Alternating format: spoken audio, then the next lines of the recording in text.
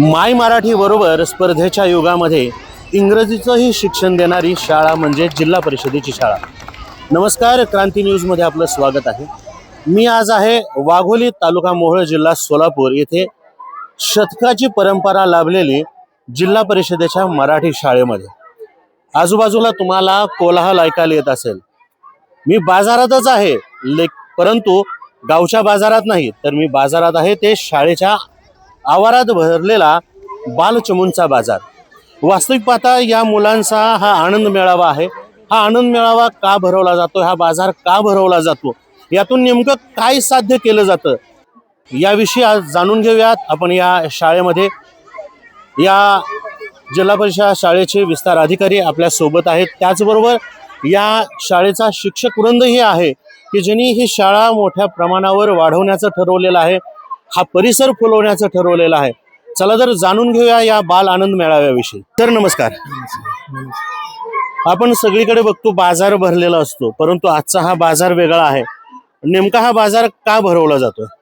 कारण या आनंद मेळाव्यातून मुलांना कृतीतून शिक्षण मिळत असतं आणि स्वतः वैयक्तिक त्यांनी कृतीतून आणि स्वअनुभव घेतल्यामुळं त्यांना पैशाचं व्यवहार देवाणघेवाण झाल्यामुळं ते पैशाचे प्लस मायनस करू शकतात।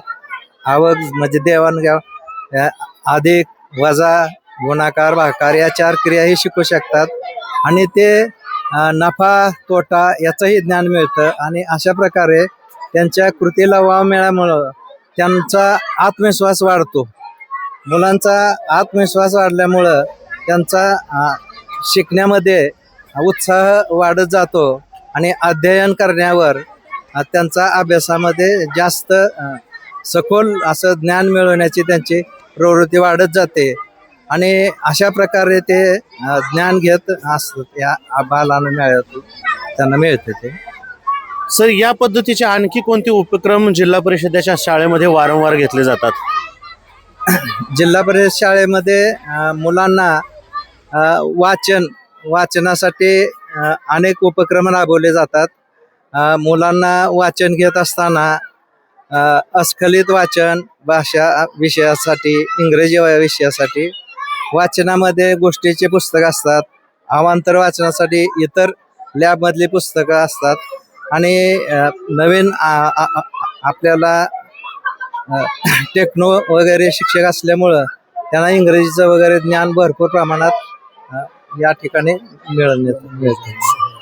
सहल वगैरे याच्या अनुभवातून सुद्धा मुलं चांगल्या प्रकारे शिकू शकतात। मुलांना नुसतं पुस्तकी शिक्षण न देता सामान्य ज्ञान, ज्याला आपण इंग्रजी भाषेमध्ये किंवा शुद्ध भाषेमध्ये जनरल नॉलेज म्हणतो, या मुलांना ह्या सगळ्या गोष्टी मिळाव्यात म्हणून या नेहमीच जिल्हा परिषद या शिक्षकांचा अट्टास असतो आणि त्या माध्यमातून ही मुलं घडवली जातात। आणि नक्कीच ही परंपरा आणि ही मुलं घडली जातात ते फक्त जिल्हा परिषदेच्या शाळेमध्येच।